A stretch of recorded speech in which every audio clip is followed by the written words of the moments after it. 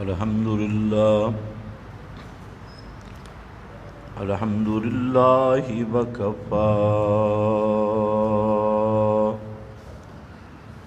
والصلاة والسلام على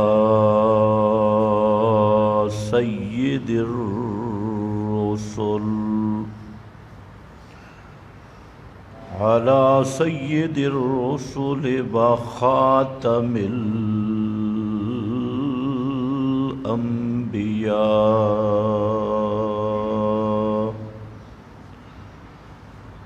أما بعد فأعوذ بالله من الشيطان الرجيم. بسم الله الرحمن الرحيم. فنادى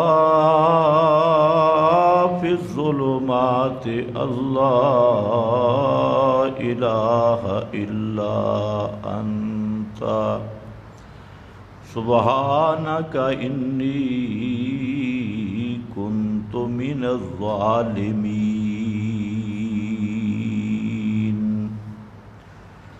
سبحان ربك رب العزة عما يصفون وسلام على المرسلين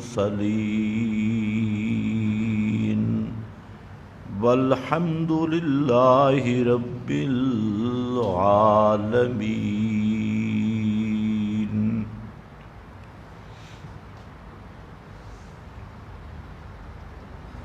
انتہائی قابل قدر بزرگوں اور بھائیوں،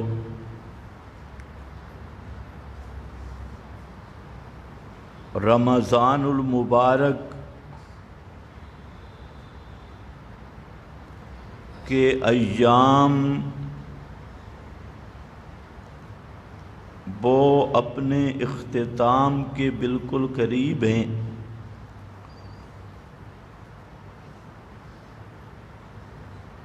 تو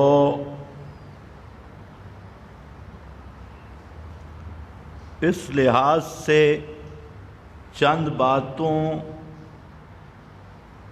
کو ملحوظ رکھنا ضروری ہے. پہلی بات یہ ہے کہ رمضان المبارک کی نعمت کے ملنے کا شکریہ ادا کرنا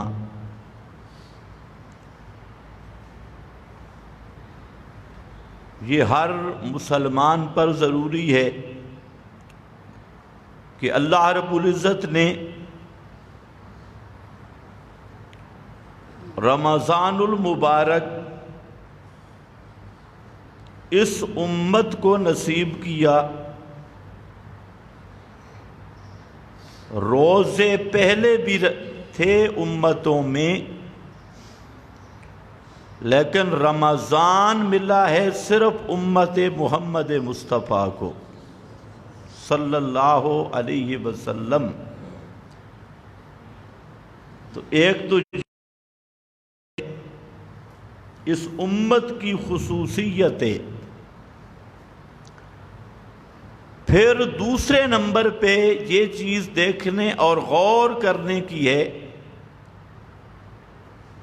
کہ کئی وہ لوگ بھی تھے جو پچھلے رمضان میں ہمارے ساتھ تھے لیکن آج دنیا میں نہیں.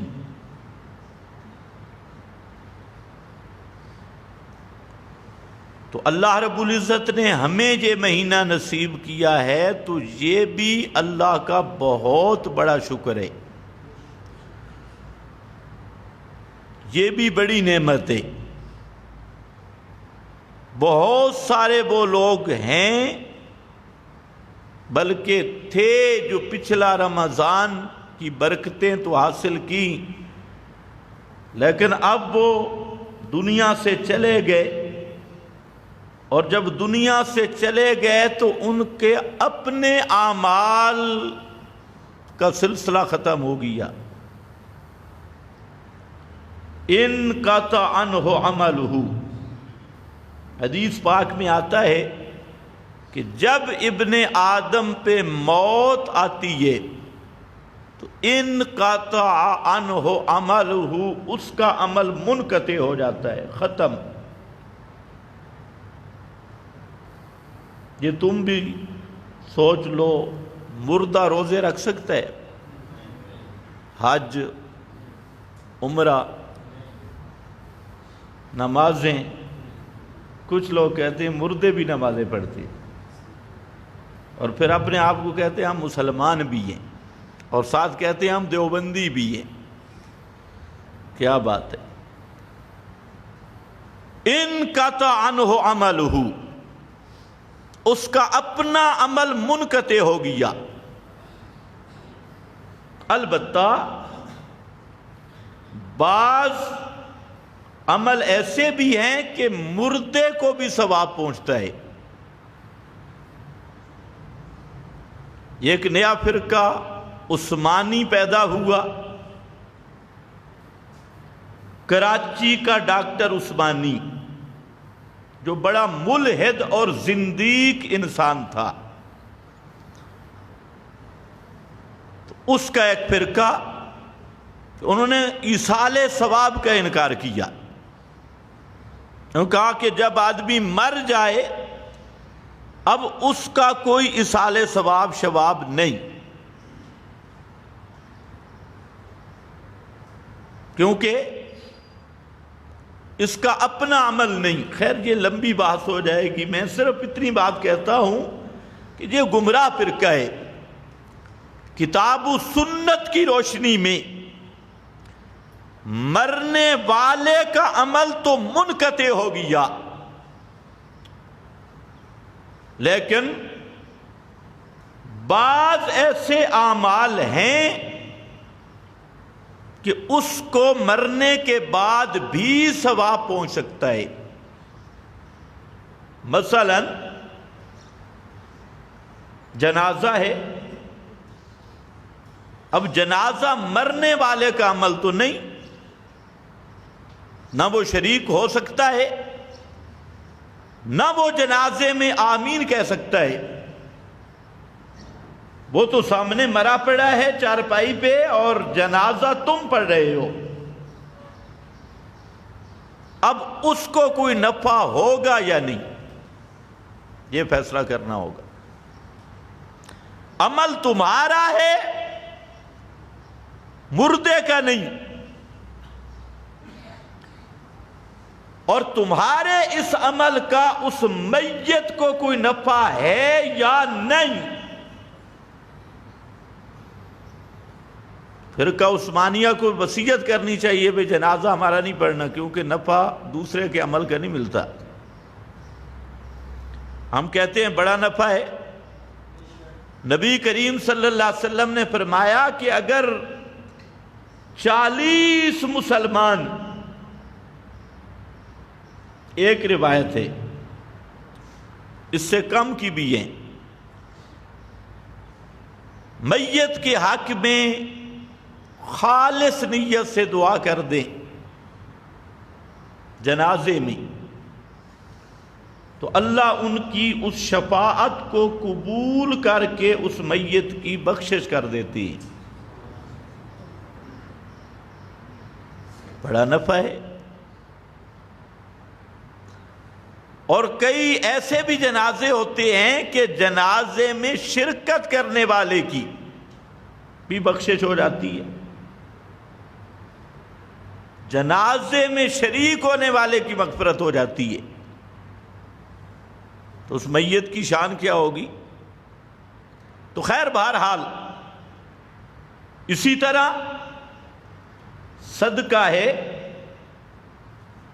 صدقہ جاریہ، ثواب بھی میت کو پہنچ سکتا ہے. دعا ہے،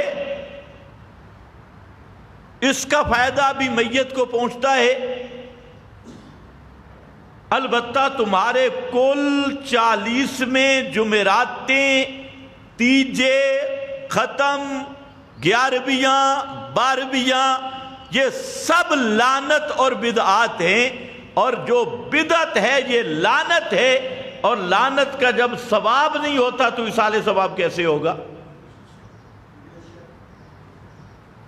یہ جتنے آپ کے ختم، مربع جا، یہ سارے سلسلے چاہے جمعرات کے نام پہ ہو، کل ساتے کے نام پہ ہو، تیجا چوتھا کے نام پہ ہو، برسیوں کے نام پہ ہو، یہ سب ہندوؤں کی رسمیں ہیں اور محمد مصطفیٰ کے دین سے بغاوت ہے، اور جو کام میرے نبی کی سنت کے خلاف ہے وہ اللہ کی لعنت کا سبب بنتا ہے، ثواب نہیں ملتا۔ ثواب اسی کام پہ ملتا ہے جو محمد مصطفیٰ صلی اللہ علیہ وسلم کی نبوت کی مہر جس کام پہ موجود ہے۔ تمہارے ہاں بے شمار بہترین کاغذیں، خوبصورت کاغذ،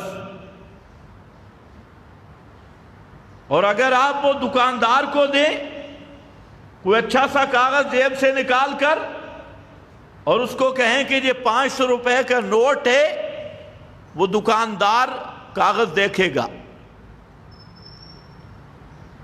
یا آنکھیں بند کر کے لے لیتے ہو، اکثر دکاندار بیٹھے ہو۔ آج کل تو مشین بھی رکھی ہے، چیک کرتا ہے اصلی ہے یا نکلی ہے۔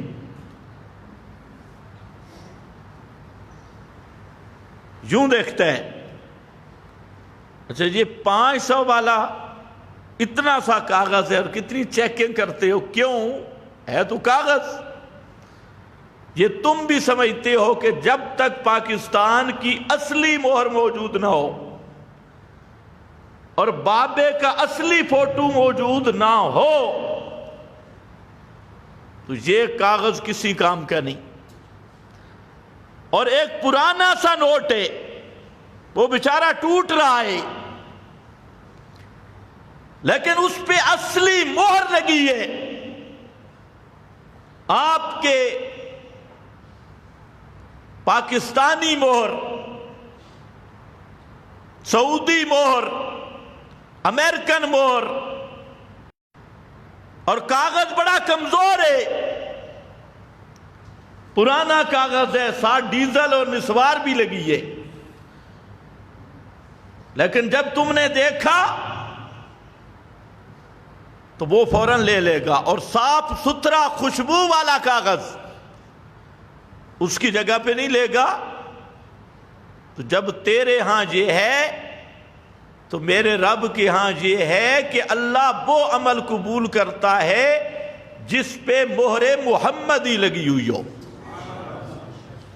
اصلی مہر ہو۔ باقی جتنا خوبصورت عمل، جتنا خوشبودار عمل، جتنا بڑا عمل ہو اور اس پہ مہر محمدی موجود نہیں، میرے رب کے ہاں وہ بغاوت تصور ہوتا ہے، وہ لعنت تصور ہوتا ہے، اس پہ ثواب نہیں ہوتا۔ اس لیے مت کوئی بھول میں رہے، یہ کل 40 سے 7ویں، رجبیاں، 11ویں، 12ویں، تیجے، جمعراتیں، ختم، شتم، یہ سب شیطان کے راستے ہیں، اور کسی ایک پر بھی مہر محمدی موجود نہیں۔ اس لیے وہ بدعات ہیں، وہ کرے گا تو لعنت ملے گی۔ اور صدقہ کر، صحیح مسجد کی خدمت کر، مدرسے کی خدمت کر، کسی غریب آدمی کو دے، مستحق کو دے، اور اس نیت سے دے کہ اس صدقے کا ثواب اللہ میری اماں جان کو پہنچائے، میرے والد صاحب کو پہنچائے، تو یہ ایصال ثواب بالکل برحق ہے، یہ میرے نبی کی مہر سے ثابت ہے۔ لوگ آپ کو کہتے ہیں یہ خیرات کے منکر ہیں، ہم خیرات کے منکر نہیں، تمہاری خرافات کے منکر ہیں۔ خیرات ہم مانتے ہیں، صدقہ ہم مانتے ہیں، ایصال ثواب ہم مانتے ہیں، لیکن ساتھ ایک شرط لگاتے ہیں کہ ہوگا اس طرح جس پہ مہر محمدی موجود ہوگی صلی اللہ علیہ وسلم، کیونکہ دین وہ ہے جس پہ میرے نبی کی تصدیق ہے۔ نبی کی تصدیق نہیں تو وہ دین بن سکتا نہیں۔ اتنی موٹی سی بات لوگوں کو سمجھ نہیں آتی، اور جو یہ دعوت دے اس کو کیا کہتے ہیں؟ یہ گستاخ ہے، یہ بے ادب ہے۔ میں کہتا ہوں تعجب کی بات ہے، تم میرے نبی کے مقابلے میں محلے والے مولوی کو پیش کرو تو تم عاشق ہو۔ ایک طرف میرے نبی کا دین ہے، ایک طرف تمہارے مولوی کا دین ہے۔ تم اپنے مولوی پیر کے طریقے کو پیغمبر کے طریقے پہ ترجیح دو تو تم عاشق، اور میں پوری دنیا کو محمد مصطفیٰ کی نالین پہ قربان کروں اور ان کے جوتے کی راکھ اور خاک پہ قربان کرنے کا اعلان کروں تو میں گستاخ بن گیا۔ اصل جھگڑا تجھے ہے۔ میں کہتا ہوں تمہارے مولویوں پیروں کی کوئی حیثیت نہیں میرے محمد مصطفیٰ کے مقابلہ میں صلی اللہ علیہ وسلم۔ خیر واپس آ جاؤ۔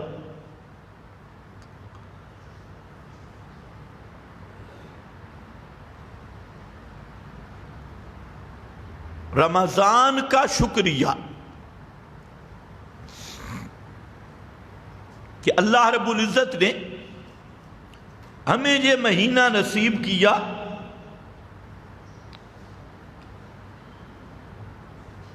اور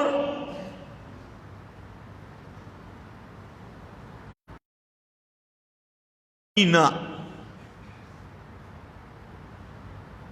میں بعض اعمال کی توفیق دیے۔ اگر اللہ توفیق نہ دے تو ایک لفظ بھی منہ سے نیکی کا نہیں نکل سکتا۔ آدمی کا کوئی کمال نہیں، یہ صرف اس کی توفیق ہے۔ کئی وہ ہیں جو ہٹے کٹے پورے سنڈے ہیں، لیکن رمضان ان سے ایسے گزر گیا جیسے رمضان میں وہ ہیں ہی نہیں۔ اسی طرح بدماشی، اسی طرح نہ نماز نہ روزہ نہ حج نہ زکوٰۃ نہ اللہ نہ رسول، کوئی بات اسی طرح ان پہ کوئی اثر نہیں ہوگا۔ اور کچھ کمزور ہیں لیکن اللہ کے فضل سے انہوں نے اپنے رب کو راضی کر لیا۔ اب بات طاقت کی تو نہ ہوئی، نہ بات تو توفیق کی ہوئی۔ جس کو اللہ توفیق دے دے، یہاں صحت کی بات بھی نہیں، طاقت کی بات بھی نہیں، یہاں بات ہے اللہ کی توفیق کی۔ تو اللہ رب العزت نے ہمیں توفیق دی، اس پر اللہ کا شکر۔ تو پہلا کام جو کرنا ہے وہ شکر ہے۔ ہر نعمت کا شکر کرنا ضروری ہے، اور یہ رمضان المبارک کی بہت بڑی نعمت ہے، بہت بڑی نعمت۔ لاکھوں آدمی جو رمضان سے پہلے جہنمیوں کی فہرست میں تھے، آج ان کے نام جہنمیوں کی فہرست سے نکل کے جنتیوں کی فہرست میں داخل ہو چکی ہے۔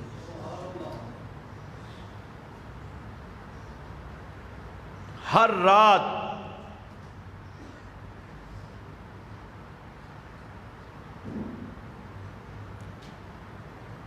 اتنے لوگوں کی بخشش ہوتی ہے کہ اللہ کے محبوب صلی اللہ علیہ وسلم نے،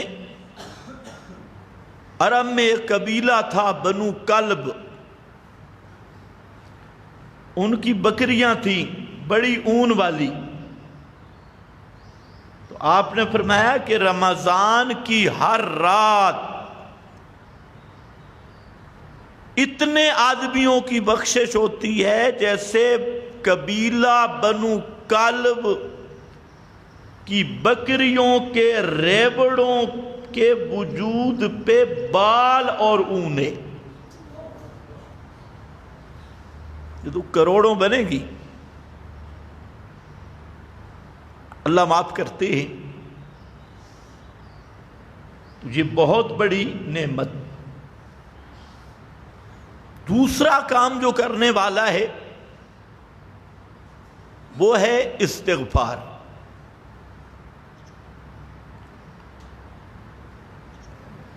یہ جو استغفار ہے، استغفار کا معنی ہوتا ہے اپنی غلطیوں کوتاہیوں پر اللہ سے معافی مانگنا کہ یا اللہ یہ تیری بڑی نعمت ہمیں ملی تھی، لیکن اس کا جس طرح حق ادا کرنا چاہیے تھا وہ ہم سے نہیں ہو سکا، اس پر معافی مانگنا، استغفار کرنا، یہ دوسرا کام ہے جو ہر مسلمان کے لیے ضروری ہے۔ اور استغفار امام زین العابدین سے ایک آدمی نے مسئلہ پوچھا کہ میرے گھر میں بڑے مسائل ہیں، پریشانی ہے، آپ مجھے کوئی دعا بتائیں۔ پہلے لوگ تو دعائیں پوچھتے تھے اور آج والے بے ایمان تعویذ لکھواتی، کہ کوئی دعا بتا دے۔ انہوں نے فرمایا استغفار، استغفار۔ اور آدمی آئے، اس نے کہا کہ میری روزی میں برکت نہیں،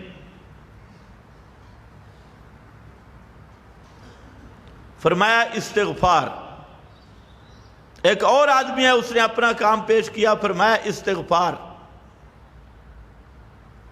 تو کسی نے کہا کہ یہ کون سا وظیفہ ہے؟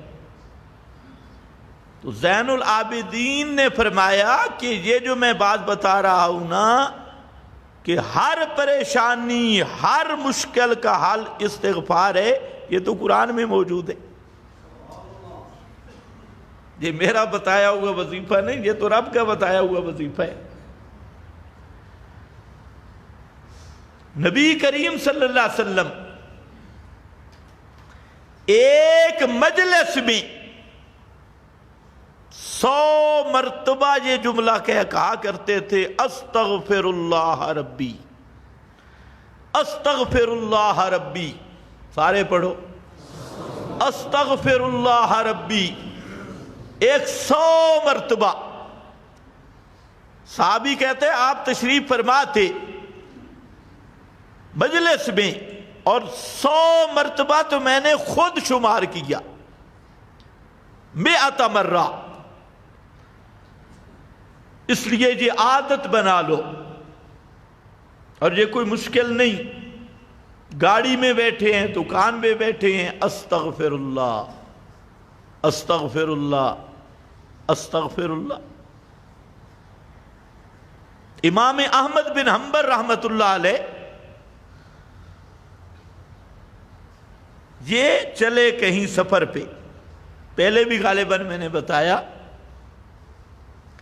رات کہیں مسجد میں ٹھہرنے لگے تو خادم بڑا تیز تھا، اس نے کہا باہر نکلو بابا جی، باہر نکلو۔ لوگ تو نہیں جانتے جب آدمی سفر پہ ہو، مزہ سفر کا ایک یہ بھی ہے، انہوں نے سمجھا کوئی مسافر بابا ہے اور مسجد میں ڈیرا لگا لیا، کہا کہ بابا جاؤ۔ امام احمد بن حنبل رحمت اللہ علیہ اب تعارف بھی نہیں کرواتے کہ میں فلاں امام ہوں، احمد میرا نام ہے، نہیں، انہوں نے مسجد سے نکالا، یہ بھی نکل گئے۔ مسجد کے دروازے پہ ایک آدمی وہ نان بیچتا تھا، وہ پیڑے بنا رہا تھا، تنور تھا. تو امام احمد بن حنبل رحمۃ اللہ علیہ اس کے قریب آ کر، چلو بھئی رات سرد ہے اور ادھر تنور گرم ہے، تو کوئی سیک شیک بھی حاصل کروں گا اور اس سے گپ شپ بھی لگاؤں گا. وہ جو آدمی تھا روٹی پکانے والا، اس سے اجازت لی کہ میں آپ کے پاس بیٹھ سکتا ہوں. اس نے کہا بیٹھ جاؤ. امام احمد بیٹھا اور حیران رہ گیا کہ وہ نیچے ہاتھ کر رہا ہے، کہتے استغفر اللہ، روٹی لگاتا ہے استغفر اللہ، روٹی باہر نکالتا ہے استغفر اللہ، کام بھی جاری ہے اور استغفر اللہ استغفر اللہ استغفر اللہ استغفر اللہ، یہ وظیفہ بھی جاری ہے. امام احمد نے اس سے پوچھا کہ یہ تو کیا کرتا ہے؟ اس نے کہا یہ تو میرا معمول ہے، اور اس وظیفہ کی برکت سے کہتے ہیں جو بھی میں نے اللہ سے مانگا اللہ نے میری دعا قبول کی ہے. ایک دعا نہیں ہوئی، باقی سب قبول ہوئی ہے. تو امام احمد نے پوچھا وہ کون سی دعا ہے؟ تو کہتے ہیں میں بڑے عرصے سے مانگ رہا ہوں کہ یا اللہ ایک امام احمد بن حنبل اس کی مجھے زیارت ہو جائے. یہ دعا اللہ نے میری قبول نہیں کی، باقی ساری دعائیں قبول ہو گئی. تو امام احمد بن حنبل نے فرمایا کہ میں ہی احمد بن حنبل ہوں، یہ دعا بھی تیری قبول ہو گئی. تو وہاں تنور پہ ملاقات ہوئی. یہ کوئی مشکل نہیں، استغفر اللہ ربی، یہاں تک بھی نہ پہنچو تو استغفر اللہ، یہ تو کوئی مشکل نہیں. اور یہ یاد رکھ لو، یہ جو استغفار ہے، جو آدمی اس کو وظیفہ بنا لیتا ہے تو یہ ایک ایسا وظیفہ ہے کہ ہر مشکل کی دوری کے لیے ایک مفتاح اور کنجی ہے، مفتاح الفرج ہے. اگر اس وظیفے پہ پکے ہو جاؤ تمہیں خربوزے یا تربوزے تعویذ لکھوانے کے لیے بے ایمان بننے کی ضرورت نہیں رہے گی، ایمان اٹھانے کی ضرورت نہیں رہے گی. تو استغفار اور سید الاستغفار بخاری شریف گارنٹی والی، جس میں خالص عبودیت کا مقام ہے.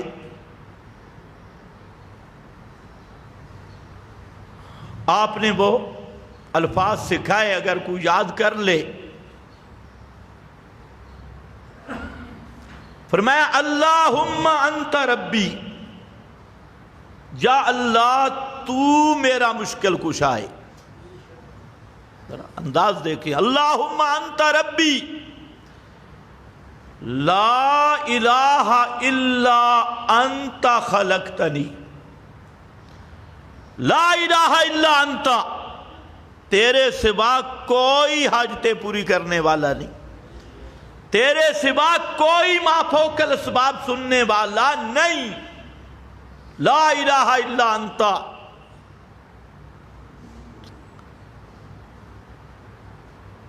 خلقتنی،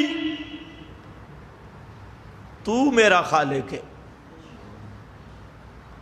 تین اوصاف کٹھے، یہ اس کو سید الاستغفار کہا گیا کہ اللہم انت ربی، ربوبیت کا بیان، تو میرا رب ہے، تیرے سوا کوئی رب نہیں، لا الہ الا انت، تو الہ ہے، لا الہ الا انت، تو سننے والا ہے، تیرے سوا کوئی ما فوق الاسباب سننے والا نہیں. خلقتنی، تو خالق ہے، تو نے مجھے پیدا کیا. انا عبدک، عبدیت کا بیان، آنا عبدوں کا بآنا علی عہدے کا و وعدے کا، یا اللہ میں تیرا بندہ ہوں اور میں نے جو عہد کیا ہے نا، اشہد اللہ الہ الا اللہ والا، اشہد ان محمدن عبدہ و رسولہ والا، علی عہدے کا و وعدے کا، میں اسی عہد پہ پکا ہوں، اسی وعدے پہ پکا ہوں، ایمان والا وعدہ اسی پہ پکا ہوں۔ میں نے دو نمبری نہیں کی، تیرا دربار چھوڑ کر کسی قبر پہ نہیں گیا، کسی سے نہیں مانگا، تیرے سوا کسی پیر فقیر نبی ولی کہ ما فوق الاسباب سننے کا عقیدہ نہیں رکھا، تیرے سوا کسی کی حاجت روائی نہیں مانتا، کسی کی مشکل کشائی نہیں مانتا، کسی کی الوہیت نہیں مانتا۔ انا عبدوں کا وانا علی عہدے کا و وعدے کا، میں اسی وعدے پہ قائم ہوں جو شہادتین، شہادت اللہ الہ الا اللہ والا وعدہ ہے، اسی پہ پکا ہوں۔ مستطاعت، جتنی میری طاقت ہے، جتنا میں کر سکتا ہوں، میرا اللہ میں اسی پہ مضبوط ہوں۔ اور آگے اعوذ بک من شر ما صنعت، مجھ سے جو غلطیاں ہو گئی ان کے شر سے میں تیری پناہ میں آتا ہوں۔ وَأَبُوءُ لَكَ بِنِعْمَتِكَ عَلَيَّ، مجھ پر جتنی تیری نعمتیں ہیں ساری نعمتوں کا میں اقرار کرتا ہوں، اعتراف کرتا ہوں کہ مجھ پہ نعمتوں کی جو جو بارش ہے، جتنی نعمتیں ہیں میں ان کا اعتراف اور اقرار کرتا ہوں تیرے سامنے۔ ابوء لک بذنبی، اور میں اپنے گناہوں کا بھی معترف ہوں کہ میں نے کتنے گناہ کیے ہیں، یہ سب کا میں اعتراف کرتا ہوں۔ ابوء لک بذنبی فاغفر لی، ہون تے معاف کر دے، فاغفر لی، فاغفر لی، اب تو معاف کر دے، فاغفر لی، اب مجھے معاف کر دے۔ کیوں؟ انہو لا یغفر الذنوب الا انت، یہ بھی میرا عقیدہ ہے کہ تیرے سوا گناہ معاف کرنے کی پاور بھی کسی کو نہیں ہے۔ انہو لا یغفر الذنوب الا انت، گناہ معاف کرنا بھی تیری شان ہے، یہ شان بھی کسی کی نہیں۔ یہ وہ الفاظ ہے کہ جو آدمی، بخاری شریف کی حدیث ہے کہ جو آدمی دل سے ان الفاظ کو کہتا ہے، فرمایا شام کو کہے اور رات کو موت آ گئی، دخل الجنہ، وہ آدمی جنت میں جائے گا۔ اور فرمایا صبح کے وقت یہ الفاظ کہے اور اس دن کو موت آ گئی، دخل الجنہ، تو وہ آدمی جنت میں جائے گا۔ کیوں؟ کہ اس میں توحید کا کامل اقرار ہے اور عقیدے کا صحیح اقرار، لیکن کہنے کا مطلب ماننا ہے۔ جو مان کے کہے گا رات کو کہہ کے مر گیا جنتی ہے، دن کو کہہ کے مر گیا تب بھی جنتی ہے۔ یہ سید الاستغفار ہے۔ سبحان اللہ، عجیب۔ اچھا، یہ قانون یہ ہے کہ پیغمبر کریم کی ہر حدیث، یہ آپ ذرا ذہن میں میری بات رکھنا، نبی کریم صلی اللہ علیہ وسلم کی ہر حدیث وہ قرآن سے لی گئی ہے۔ یہ بات ذرا توجہ سے سننا۔ یہ ابھی آپ کی پنڈی کا ایک ہے وہ طالب الرحمن، ابھی اس نے ایک کلپ دیا اور میں حیران ہوں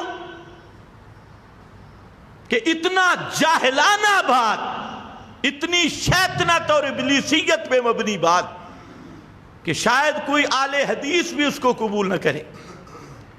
اب یہ اس فرقہ کا بڑا امام، لیکن اتنا بڑا جاہل کیا کہتا ہے؟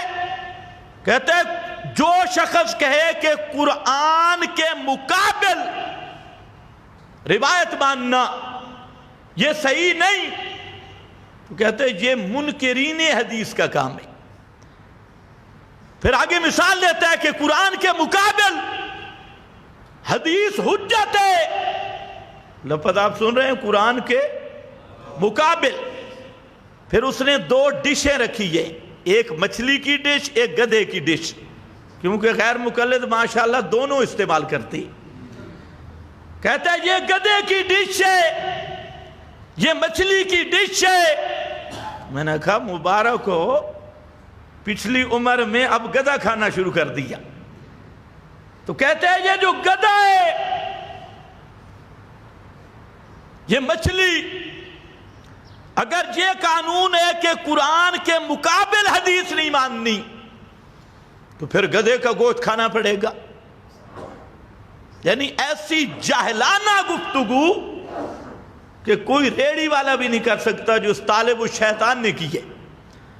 اور میں نہیں سمجھ سکتا کہ کوئی اہل حدیث اتنا الو کا پٹھا جاہل ہوگا جتنا یہ ہے۔ اس کا تو انشاءاللہ علاج آئے گا، اس کا بھی اب قسمت کا ستارہ گردش میں ہے، اس کا ہم جائزہ لیں گے عید کے بعد۔ لیکن ذرا بات ذہن میں رکھ لے، قرآن کے مقابل، پھر کہتا ہوں طالب الرحمن جرأت کر اور وقت طے کر لے، آپ نے کسی چیلے کو بھیج، میں بھی یہاں ہوں، آپ بھی، اب بھی میں کہتا ہوں قرآن مقدس کے مد مقابل کائنات کہ کسی آدمی کا کوئی قول، کوئی روایت، چاہے کسی کتاب کی بھی ہو، جو قرآن کے مد مقابل مانے، وہ مرتد اور کافر ہے۔ کر ہمت، بڑھیاں لا تیری منجیاں بھی ٹھوک کے دے ماں، تاکہ منکر نکیر آسان رہا میں۔ شرم نہیں آتی ان لوگوں، قرآن کے مقابل۔ باقی رہ گیا گدھا، وہ قرآن سے بھی اس کی حرمت ثابت کروں گا، حدیث سے بھی ثابت کروں گا۔ اور رہ گئی مچھلی، مچھلی کا حلال ہونا قرآن سے بھی دکھاؤں گا، حدیث سے بھی دکھاؤں گا۔ یہ مثال تو تب دیتا کہ قرآن کہتا گدھا حرام ہے اور حدیث کہتی حلال ہے، یا قرآن کہتا حلال ہے اور حدیث کہتی حرام، تب مقابل بنتا تھا نا۔ یا مچھلی کے بارے میں قرآن کہتا حلال، حدیث کہتی حرام، تقابل تب بنتا تھا جبکہ گدھے کو قرآن نے بھی حرام کہا، حدیث نے بھی حرام کہا، مچھلی کو قرآن نے بھی حلال کہا، حدیث نے بھی حلال کہا۔ دکھانا میرا کام ہے۔ جب قرآن و سنت دونوں ایک مسئلے پہ متفق ہیں تو طالب الشیطان صاحب پھر تقابل کیسا ہوگا؟ پھر یہ ڈشیں تجھے مبارک ہو، ان کو کھاتا رہے۔ اس لیے یاد رکھو، پیغمبر کا فرمان وہ قرآن سے ماخوذ ہوگا۔ اب یہ ہے نا، آپ کے سامنے یہ بخاری سے پیش کیا، اب یہ حدیث آئی کہاں سے؟ قرآن پاک سے۔ قرآن، کیونکہ پیغمبر شارع ہے، قرآن متن ہے۔ لِتُبَيَّنَ لِلنَّاسِ، حدیث نام کس چیز کا ہے؟ حدیث نام ہے قرآن کی تفسیر کا۔ تو تفسیر متن سے ٹکرائے، کچھ عقل بھی خدا دے تو اس کو استعمال کرنا چاہیے۔ پیغمبر کا فرمان کبھی خدا کے کلام سے نہیں ٹکرا سکتا، اور جو چیز قرآن سے ٹکرائے اسے پیغمبر کی طرف نسبت کرنے والا اتمام حجت کے بعد پھر اسے پیغمبر کی حدیث سمجھنے والا اصل کافر اور بے دین وہ شخص ہے۔ اور میری اگر آواز پہنچے تو طالب صاحب تیاری کر لو، انشاءاللہ اب تیرا میرا پیڑ لگے گا، اور میں تجھے حدیث بھی پڑھاؤں گا، قرآن بھی پڑھاؤں گا۔ چھیڑا تو نے ہے، اب تیری جان چھوٹ نہیں سکتی انشاءاللہ۔ آؤ جہاں حضرت یونس پیغمبر ہے، سبحان اللہ، سید الاستغفار کا ماخذ بتا رہا ہوں کہ جس کو اللہ کے محبوب نے سید الاستغفار کہا، اس کا ماخذ کیا ہے؟ وہ قرآن کا اعجاز ہے، یہ پیغمبر کی تشریح ہے۔ حضرت یونس پیغمبر مچھلی کے پیٹ میں چلے گئے، سبحان اللہ۔ سننا آسان ہے، مچھلی کے پیٹ میں 1 سیکنڈ رہنا بھی بڑا مشکل ہے، تصور بھی بڑا مشکل ہے۔ آپ میں سے کئی تو وہ ہوں گے بڑی مچھلیوں کا منہ دیکھ کے بھی ڈر جائیں گے، لیکن اللہ کا معصوم نبی ہے مچھلی کے پیٹ میں، سبحان اللہ، مچھلی کے پیٹ میں چلے گئے۔ اللہ نے یہ بتایا کہ میں بے نیاز ہوں، 2 رکعتیں 4 رکعتیں پڑھ کے کہ اللہ پہ احسان نہ لگا، اس کو تیری عبادت کی ضرورت نہیں، عبادت کی تجھے ضرورت ہے۔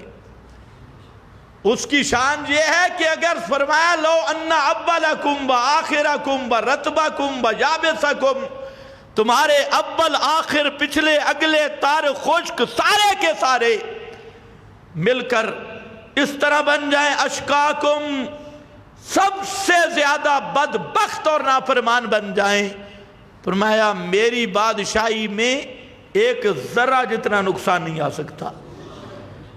اور تمہارے لو ان اولکم و آخرکم و رتبکم و یابسکم، تمہارے اول آخر خشک تر سارے مل جائیں اور اتقا بن جائیں، سب سے زیادہ متقی بن جائیں، تو فرمایا میری بادشاہی میں 1 مچھر کے پر جتنا اضافہ نہیں ہو سکتا، کیونکہ اضافہ تب ہوتا ہے جہاں نقص ہو، اور ابھات و غنا تام ہے، وہ تو الغنی ہے، ساری کائنات سے بے پرواہ ہے، الصمد ہے، سب سے بے نیاز ہے، الملک الحق لا الہ الا ہو، رب العرش الکریم ہے، اسے تیری عبادتوں کی ضرورت نہیں ہے اور تیرے اکڑنے کی ضرورت نہیں۔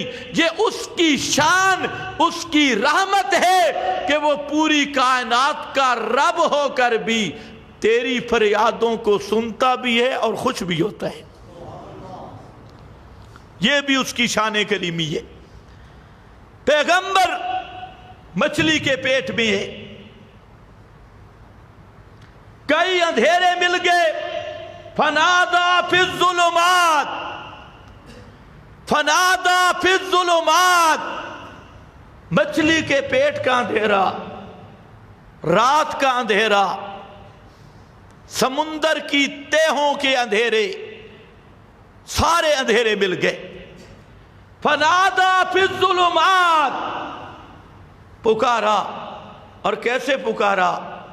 نادا، کس کو پکارا؟ حضرت یونس نے کس کو پکارا؟ نادا، فرمایا سانو حقل ماری، نادا فی الظلمات، اور پکارا کیسے؟ جیسے طارق جمیل دعا کرتا ہے، یا اللہ کربلا کے شہیدوں کی خاک کا واسطہ ہے، تھر لانتیا ہے بے ایمانہ، تینوں اللہ تو منگن دا طریقہ ہی نہیں آیا، کربلا کے گھوڑوں کی خاک کا واسطہ ہے۔ وہ بے ایمانہ، تو خدا سے مانگنا بھی تو نے نہیں سیکھا کہ اللہ سے مانگا کیسے جاتا ہے؟ کربلا کے شہیدوں کی خاکوں کا واسطہ، اور کربلا والا خود کیسے مانگ رہا ہے؟ کربلا کا شہید حضرت حسین، وہ خود کیسے مانگتا ہے وہ نہیں پتا، اور کربلا کے شہید کے نانے نے کائنات کو رب سے مانگنے کا کیا طریقہ بتایا؟ اے جہیل، تجھے یہ نہیں پتا، تمہارے مولویوں کو نہیں پتا، ٹی وی پہ بیٹھ کے فلانے کا واسطہ، فلانے کا واسطہ، فلانے کا واسطہ، کوئی کہتا ہے گھوڑوں کا واسطہ، کوئی کہتا ہے بابے کے گدے کا واسطہ، کوئی کہتا ہے 50 دا واسطہ، کوئی کہتا ہے 14 معصوموں کا واسطہ، کوئی کہتا ہے میرے بابے کا واسطہ، کوئی کہتا ہے فلانی شاہ کا واسطہ، فلانی سرکار کا واسطہ۔ سنو، میرے محمد مصطفیٰ نے اس کائنات کو درس دیا، اے کائنات والو، رب کو پکارنا ہے تو للہ الاسماء الحسنی فادعوہ بہا، اور رب کے ناموں کے ساتھ پکارو۔ کس کے ساتھ پکارو؟ رب کے ناموں کے ساتھ۔ ہاں، کوئی تبلیغی بھائی بیٹھا ہے تو اس طارق جمیل کو بھی سمجھائے کہ تجھے خدا سے مانگنے کا طریقہ ہی نہیں آیا، اور کہتے ہیں میں کروڑوں کا ترجمان بن کے مانگ رہا ہوں، اور پہلے رب سے مانگنے کا طریقہ سیکھ۔ رب سے مانگنے کا یہ طریقہ نہیں کہ کربلا کی خاک کا واسطہ، فلانے کا واسطہ، فلانے کا واسطہ۔ یہ واسطے کرنے والے وہ تھے جو کہتے ما نعبدہم الا لیقربونا الی اللہ زلفیٰ، یہ مکہ کے مشرکوں کا وسیلہ تھا، فلانے کا واسطہ، فلانے کا واسطہ، فلانے کا واسطہ۔ محمد مصطفیٰ کا بتلایا ہوا وسیلہ وہ یہ ہے وَلِلَّهِ الْأَسْمَاءُ الْحُسْنَى وَلَهُ الْأَسْمَاءُ الْحُسْنَى۔ اے لوگو، رب کے نام سب تو سونے، سب سے بہتر۔ جب بھی رب کو پکارو، رب کے ناموں کے ساتھ پکارو اور کہو یا اللہ، یا رحمان، یا رحیم، یا حیو، یا قیوم، یوں کہہ کر دعا کرو۔ حضرت یونس کی دعائیں، اچھا پہلے بھی انبیاء گزرے تھے نا، حضرت آدم حضرت یونس سے پہلے گزرے تھے نا، حضرت ادریس حضرت یونس سے پہلے گزرے تھے نا، ان کی قبریں بھی تھی۔ اس آیت کی وضاحت بھی سنو، آج کل لوگ اس کے ختم پڑھ رہے ہیں، میں کہتا ہوں پہلے ذرا معنی سمجھ، ختم بعد میں پڑھنا۔ بڑے مولوی اس کی ترغیب دے رہے ہیں، آیت کریمہ اللہ کا تجھ پہ کرم ہو، اس کا معنی سمجھ۔ پہلے انبیاء گزرے، حضرت یونس نے وہاں پر یہ حوالہ دیا، یا اللہ آدم کا واسطے ہی، آدم کے آنسوؤں کا واسطے ہی، میدان عرفات میں رونے کا واسطے ہی، ادریس کے آنسوؤں کا واسطے ہی۔ نہ آدم کی شان زیادہ ہے یا حضرت حسین کی؟ اچھا تمہیں بھی شک پڑ گئی ہے، آدم کی شان زیادہ ہے یا حضرت حسین کی؟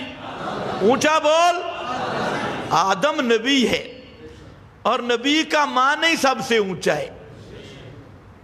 حضرت حسین کا مقام اپنے درجے میں برحق ہے، لیکن کروڑوں حسین جمع ہو جائیں، آدم کے شان کو نہیں پہنچ سکتے۔ آدم اللہ کا نبی ہے، نبوت کے مقام پہ کون پہنچے؟ کچھ لوگ کہتے ہیں یہ جی یہ تو نبی کو اپنے جیسا سمجھتی ہے۔ اب یہ مسئلہ بھی سمجھ لو، ہم کہتے ہیں کہ حضرت حسین جیسے کروڑوں جمع ہو جائیں، ہم چیز کیا ہیں؟ حضرت حسین کی بات کر رہا ہوں۔ حضرت علی، صدیق، فاروق، عثمان جیسے کروڑوں جمع ہو جائیں، کسی ایک نبی کی شان کو بھی نہیں پہنچ سکتے۔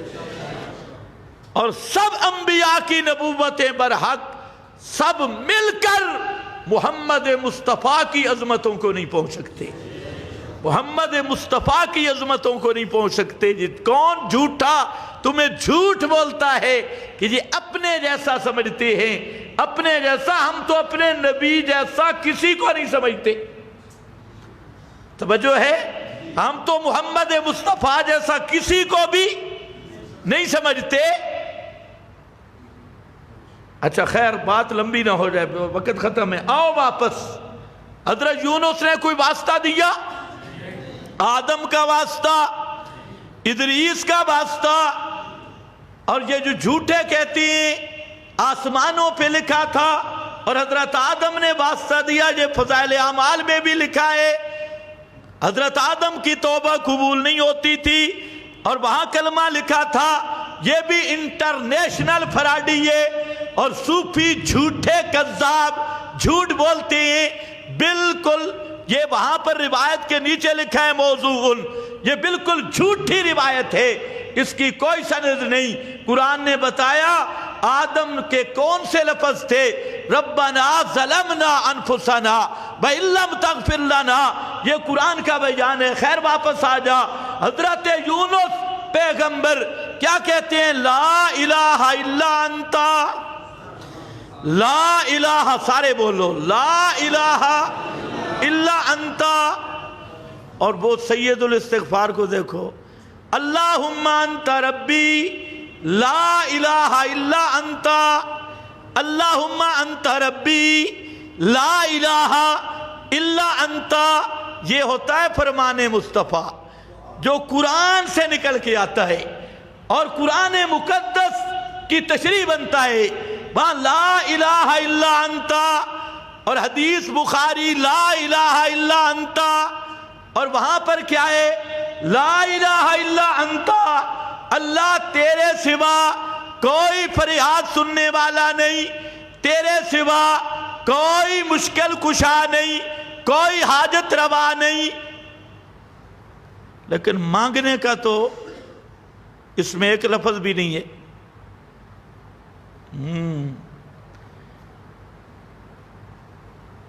حضرت یونس نے تو کہنا تھا اللہ میں مچھلی کے پیٹ میں پھنس گیا، مجھے باہر نکال،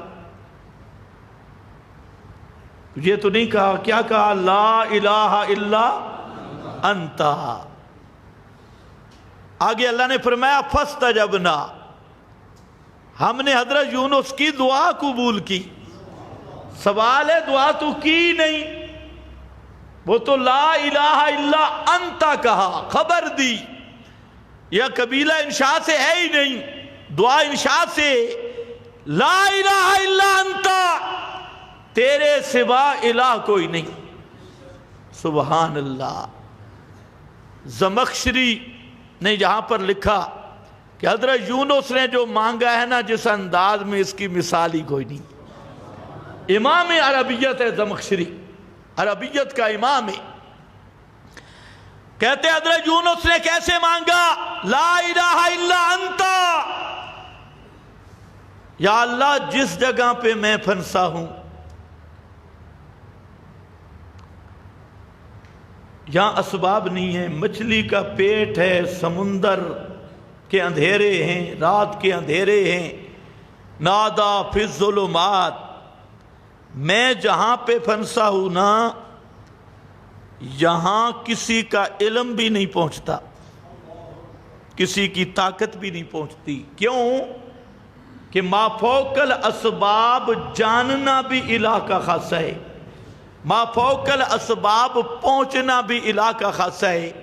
لا الہ الا انت، میرا رب جب تیرے سوا الہ کوئی نہیں، کیا مانا، میں یونس کی پکار کو سننے والا کوئی نہیں، لا الہ الا انت، میرے مالک میں وہاں پھنسا ہوں جہاں جاننا بھی الہ کا کام، سننا بھی الہ کا کام، پہنچنا بھی الہ کا کام، کیونکہ جہاں اسباب ختم ہو گئے، لا الہ الا انت، اور تیرے سوا الہ کوئی نہیں، کیا مانا، میری حالت کو جاننے والا بھی کوئی نہیں، مجھے یہاں سے نکالنے والا بھی کوئی نہیں، میری فریاد کو سننے والا بھی کوئی نہیں، لا الہ الا انت، جب تیرے سوا الہ کوئی نہیں اور یہ کام الہ کا ہے تو پھر تو مہربانی کرنا، اور تو میرا ہے کوئی نہ، لا الہ الا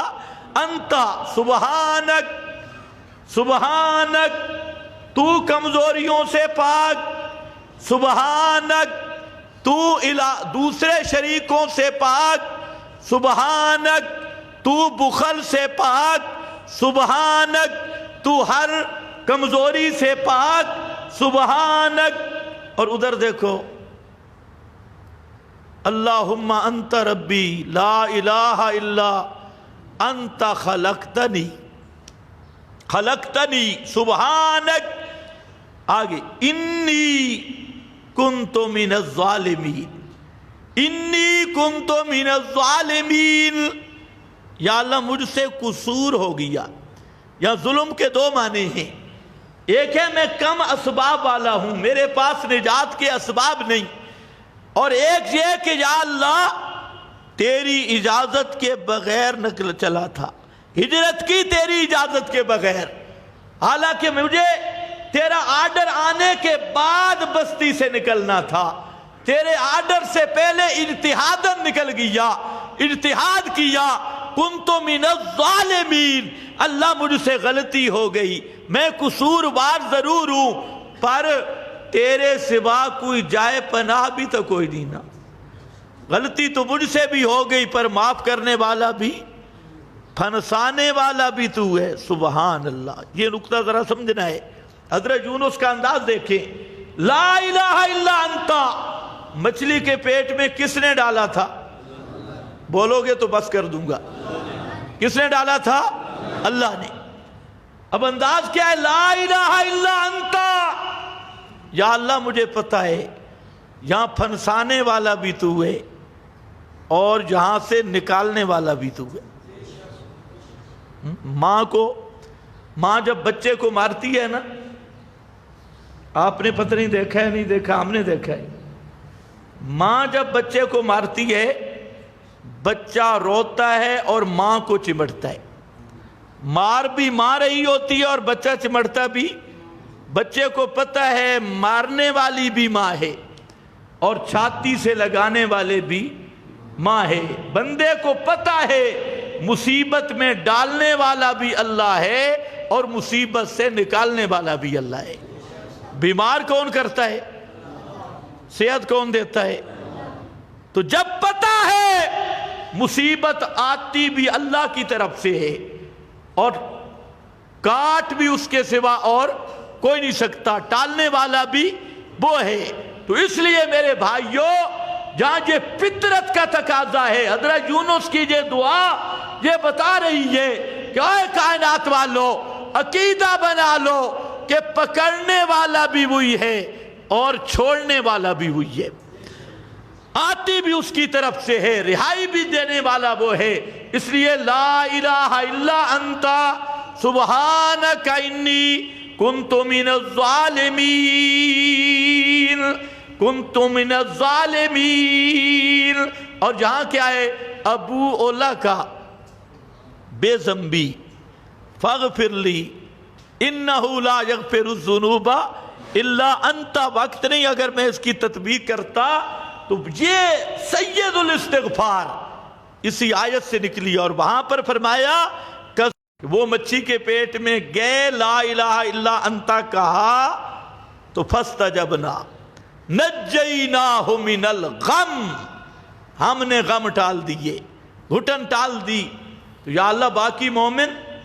فرمایا نہیں، کذالک ننجی المؤمنین، اور پیچھے فرمایا نادا فی الظلمات، یہ اصل مدار ہے، نادا فی الظلمات، فرمایا اے کائنات والو جب تم اس مصائب میں پھنس جاؤ، گر جاؤ مصیبتوں میں، اندھیرے، مصیبت اندھیرا ہے اور یہی اندھیرے ہیں، من ینجیکم من ظلمات البر والبحر، کون ہے جو خشکی اور سمندر کی مصیبتوں سے تمہیں نجات دیتا ہے؟ یہ ظلمات، یہ مصائب ہیں۔ فرمایا اے کائنات والو تم اگر کسی مصیبت میں گر جاؤ، کوئی مصیبت آ جائے، تو حضرت یونس کا عقیدہ لے کر حضرت یونس کے لفظ کہنا تمہارا کام ہے اور نجات دینا میرا کام ہے۔ کذالک ننجی المؤمنین، وہ تھا سید الاستغفار اور ماخوذ ہے اس آیت سے۔ تو میں عرض یہ کر رہا تھا دوسرا کام ہے استغفار، استغفار پہ زور لگاؤ، اور جتنے مواعظ ساتھی ہو، مشرک استغفار کرے تو اس پہ خدا کی لعنت پڑتی ہے، مشرک دا استغفار تے کتے دی بھونک کوئی فرق نہیں ہے۔ اس لیے اس کی بات نہیں، یہ بات ہے مباحد کی۔ تم ایسے بن جاؤ کہ تمہاری زبان پہ ہر وقت جاری رہے استغفر اللہ، بولو استغفر اللہ، استغفر اللہ، استغفر اللہ، استغفر اللہ ربی، استغفر اللہ ربی من کل ذنب واتوب الیہ۔ یہ آپ کا وظیفہ ہونا چاہیے۔ یہ دوسرا۔ تیسرا کام جو ہے وہ ہے توبہ۔ یہ وہ وقت ہے جو کوتاہی ہو گئی، جو غلطی ہو گئی تو سچے دل سے توبہ کر لے۔ اور طریقہ ہے حقوق العباد ادا کرنے ہیں۔ اگر آپس میں کوئی رنجش ہے موحدین کی، اس کو ختم کرنا ہے، اور کبائر سب سے توبہ کرنی ہے۔ اور توبہ نام ہے الندم و توبہ۔ سبحان اللہ، یہ بھی اللہ کا کرم ہے۔ توبہ کا اصل طریقہ تو ہے کہ 2 رکعتیں پڑھو صلاۃ التوبہ کی نیت سے۔ گھر جاؤ، وضو کرو پوری نیت تیاری کے ساتھ، اور نیت کرو 2 رکعتاں صلاۃ التوبہ۔ اور ذہن میں رکھ لو اگر کسی سے زیادتی کی ہے اس سے معافی مانگنی ہوگی، حقوق العباد کا مسئلہ ہے۔ اگر کسی کے پیسے مارے ہیں واپس کرنا ہوگا یا اسے راضی کرنا ہوگا۔ اور جتنے کبائر ہیں 2 رکعتیں پڑھ کے اللہ رب العزت کے سامنے عہد کریں کہ یا اللہ اب میری گناہوں سے توبہ ہے، آئندہ میں یہ کبائر، یہ گناہ نہیں کروں گا۔ بس اتنا عزم کرنے سے توبہ سے صرف گناہ معاف نہیں ہوتے، توبہ سے گناہ مٹ جاتے ہیں۔ کبھی آن باکس میں میسج زیادہ آ جائے تو آپ اس کو کیا کرتے ہیں؟ ڈیلیٹ۔ ایک طریقہ یہ بھی ہے کہ گناہ، بس آخری بات کر رہا ہوں، کچھ ساتھی جنہوں نے وضو کرنا ہے کر لیں، تنگ نہ ہوں۔ تو یہ جو گناہ ہے، ایک ہے کہ آپ کے نام اعمال میں گناہ لکھا ہوا ہو اور آگے لکھا ہوا ہے معاف ہے، لیکن دیکھ کر شرمندگی تو ہوگی۔ اللہ وہ کریم ذات ہے کہ وہ گناہ کو مٹا دیتا ہے، صرف آگے معاف نہیں لکھتا، گناہ کو مٹا دیتا ہے۔ اور اگر اخلاص سے توبہ کی جائے، سچ مچ دل سے ہو کر توبہ کرے، وہ ایسا کریم ہے۔ اولئک یبدل اللہ سیئاتہم حسنات۔ یہ قرآن کا مسئلہ ہے، مولوی کا مسئلہ نہیں۔ اللہ فرماتے ہیں جتنے گناہ کیے تھے گناہ بھی مٹ جائیں گے، اور گناہوں کی جگہ پہ اللہ اتنی نیکیاں لکھ دے گا۔ اخلاص شرط ہے۔ دوسری چیز توبہ ہے۔ توبہ مشکل نہیں، اندر کا الندم و توبہ۔ اور توبہ کی عمر ہے ما لم یغرغر، جب تک حالت غرغرہ نہیں آدمی توبہ کر سکتا ہے۔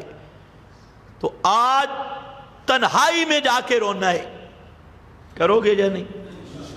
سچی توبہ کرنی ہے اور تنہائی میں جا کے رونا ہے اور ندامت کے ساتھ رونا ہے۔ تو یہ ایام لمحات توبہ کے، یہ 3 کام کرنے ان لمحات میں ضروری ہیں۔ عید کی نماز انشاءاللہ العزیز کس وقت ہو؟ جی 8 بجے۔